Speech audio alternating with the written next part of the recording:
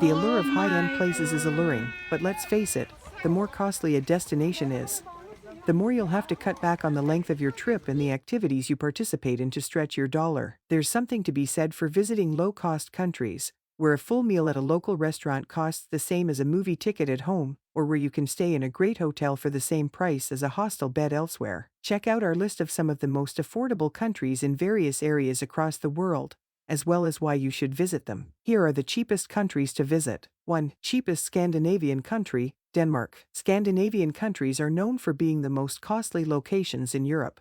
But there are ways to do it correctly and save money if you have your heart set on visiting Northern Europe. Denmark is the cheapest of all the Scandinavian countries, yet it is still fairly expensive when compared to other parts of Europe. To actually save money on this trip, avoid the peak summer season and, most likely, spring, as the nice weather attracts a large number of travelers and raises rates. Flights and accommodations, on the other hand, are up to 40% cheaper between September and November, when the summer throngs have left but the windy winter weather hasn't yet arrived. Bakeries are another fantastic method to save money on food in Denmark. Instead of paying for pricey meals at your hotel or a touristy restaurant, go to a neighborhood bakery outside of the city center. Wienerbrød or Danish pastries, airy, flaky pastries filled with jams or custard cream, are a terrific economical breakfast alternative. Smørrebrød, or open-faced sandwiches, are sold in most bakeries and are a popular lunch option for locals. Open-faced sandwiches consist of a single piece of rye or pumpernickel bread with a variety of toppings.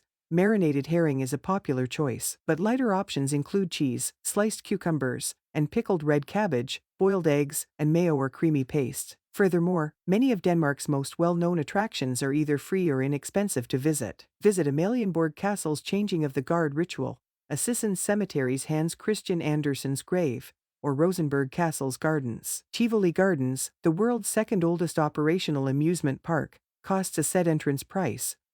But once inside, you'll have free access to all of the rides and entertainment venues. 2. Cheapest Eastern European country to visit, Bulgaria. Bulgaria, an unpretentious Eastern country that remains largely off the beaten path, is hard to beat for low pricing in Europe. Tourists from surrounding countries flock to Bulgaria in the summer to enjoy the Black Sea at bargain prices, but the country is quiet the rest of the year. That means no large crowds, no noise, and no exorbitant expenses for lodging, food, and attraction admission. In truth, the most interesting places in Bulgaria are free to visit. Sofia, the country's capital, is an old city with Turk and Byzantine influences, but the country's true attractiveness can only be discovered after you venture out into the countryside. Ancient small settlements coexist with majestic castles perched atop mountains. An all-day ski lift ticket in Bulgaria costs a tenth of what it would cost elsewhere in Europe, and hiking trails will take you up slopes as high as the Alps for free. Skip the summer months to save even more money, when the beaches are packed and hotels hike their prices to capitalize on the brief tourist season. Instead, late spring and early fall are ideal times to come,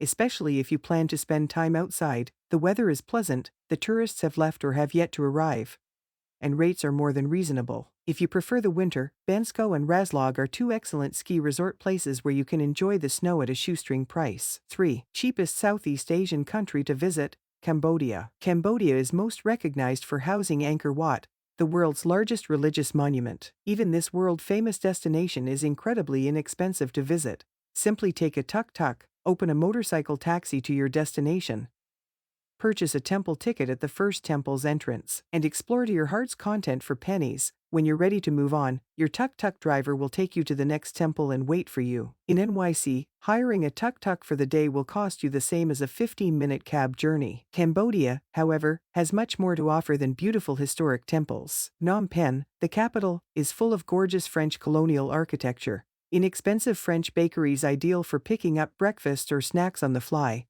and numerous free-to-visit temples. A meal at a nice restaurant in Cambodia may be had for the price of a Starbucks coffee, and a modern, comfortable room in a nice hotel in Cambodia will likely be less expensive than a shared hostel room in Europe. However, don't try to save money by drinking tap water in Cambodia. It's a no-no. Arrive outside of the chilly dry season, which runs from November to February, for even more savings. This is peak tourist season, and these are the months when costs rise and crowds increase. At any other time, you'll discover unbelievable bargains everywhere. 4. Cheapest country in Asia, Nepal. Unless you're planning a full-fledged guided journey up Mount Everest, which isn't inexpensive, Nepal is incredibly affordable. Even better, you can still do a lot of hiking and even climbing for very little money. Even lengthy treks, such as an 11-day hike in Langtang Valley, will set you back only a few $100s, less than a fraction of the cost of a journey to Everest Base Camp. In the low season, Nepal is difficult to visit since the months of mid-June to mid-September bring heavy rains,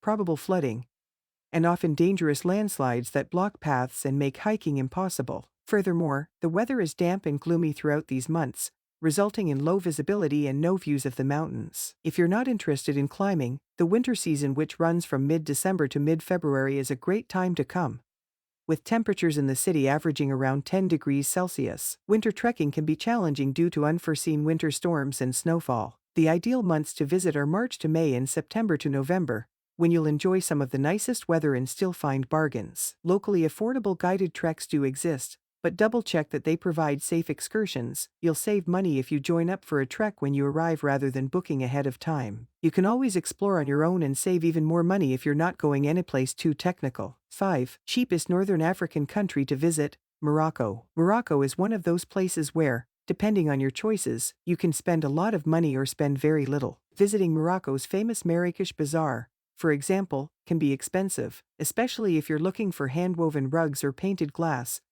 But if you learn to haggle as your life depends on it, you'll be able to find some bargains. Intercity first-class train rides in Morocco are around the same price as a metro ride in the United States. Even better, at any of the big attractions, like the Royal Saudians tombs or the 12th century Menara Gardens, you won't have to pay for a guide because they're either easy to find on your own or include an English-speaking guide in the entry price. Nothing beats local delicacies for an inexpensive meal, such as Kab el Ghsal, a crescent-shaped cookie loaded with almond paste, excellent as a quick snack, tagine, and a slow-cooked Moroccan stew, or couscous in a variety of forms. Sitting down at a restaurant in Morocco is sometimes more expensive, but eating street food or purchasing something from a local tea or coffee shop will provide you with a sense of the real Morocco while also saving you money. You'll also find lower-cost accommodations if you avoid the peak season, which is November to March, and you may wander for free through locations like the White and Blue Oudeas Casbah neighborhood in Rabat or the dusty trails in the Rif Mountains. 6. Cheapest Western European country,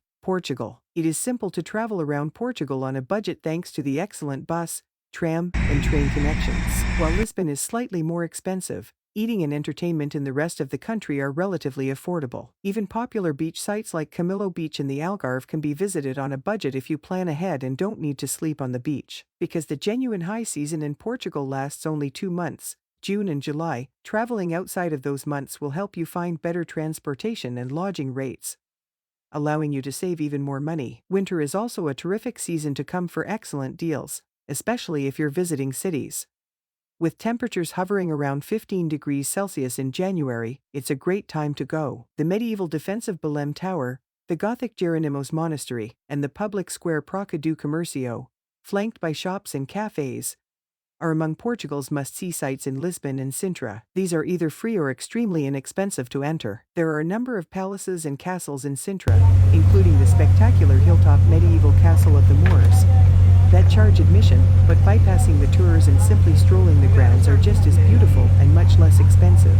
In general, a trip to Portugal is more about eating local cuisine, wandering along the coast, and seeing the sights, which will keep your prices low and allow you to experience more of the nation on a limited budget. 7. Cheapest South American country, Bolivia. Bolivia is frequently overlooked in favor of its more well-known neighbors, Peru and Brazil, but this country at the heart of the Andean mountain range has a diverse range of attractions to see. Bolivia is a multi-ethnic country with 36 official indigenous languages and a diverse ecosystem that ranges from desert llanos to the western Andes' frigid heights. Many of Bolivia's most famous sites are free to visit, including Lake Titicaca, South America's largest lake, a number of pre-Columbian archaeological sites, the Salt Lake Laguna Verde at the foot of a volcano, and the world's largest salt flat, Salar de Uyuni. Walking through the tall stone spires and the colorful hillside in tones of reds, browns, and even dark violets in the Val de la Luna is an experience to remember. And the protected region costs no entrance fee. It beats practically any desert hike in the world. Bolivian food, transportation,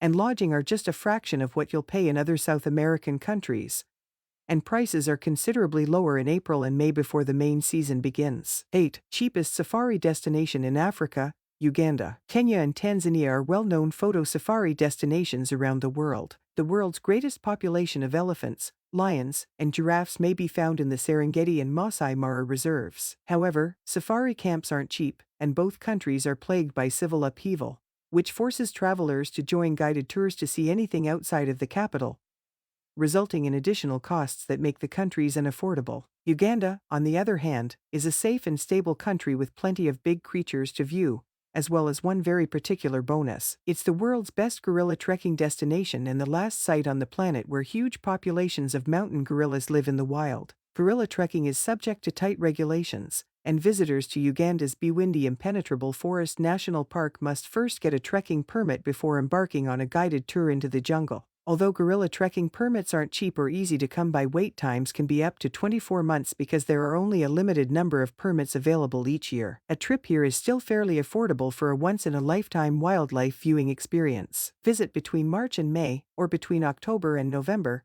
to receive even greater deals. Because these are the wettest months, the hikes are more difficult and slick, but the trekking programs and permits are also considerably cheaper. 9. Cheapest Caribbean nation to visit, Dominican Republic. Travel packages and all-inclusive vacations are sometimes cheaper than budgeting on your own in the Caribbean, and the Dominican Republic is no exception. Restaurants and accommodations will be your biggest expenses if you're visiting Punta Cana, Puerto Plata, or other popular beach resorts, as prices skyrocket during the high season, which runs from mid-December to mid-April. Summer is considered low season and is significantly cheaper, so sun worshippers who don't mind temps in the 30s may benefit from visiting during this time. In the Dominican Republic, there are many free activities to see and do. Walking around to observe the colonial architecture and visiting odd museums like Santo Domingo's Free Museum of Chocolate are examples of this. Playa Blanca White Beach in Punta Cana is an excellent snorkeling spot. Just carry your own mask to keep it free. 10. Cheapest country for history buffs,